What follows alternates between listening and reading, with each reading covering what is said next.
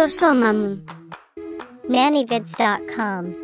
Παίζοντας, μαθαίνω. Wow! Wow! Γεια σας παιδιά!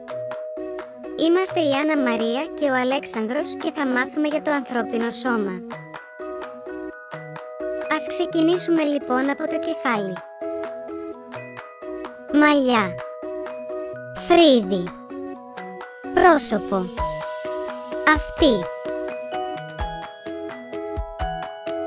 μέτωπο, μάτι, μύτη, μάγουλο, στόμα. Συνεχίζουμε με το κορμό.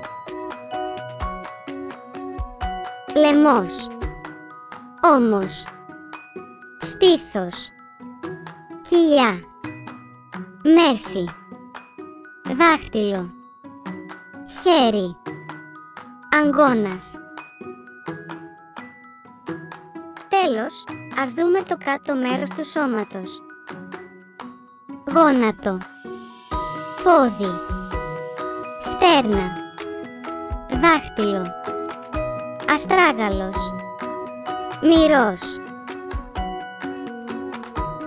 Ποιο μέρος του σώματος είναι το αγαπημένο σου? nannyvids.com. Παίζοντας, μαθαίνω. Μην ξεχάσεις να κάνεις εγγραφή στο κανάλι μας και να πατήσεις like και share σε αυτό το βίντεο για να το μοιραστείς με τους φίλους σου.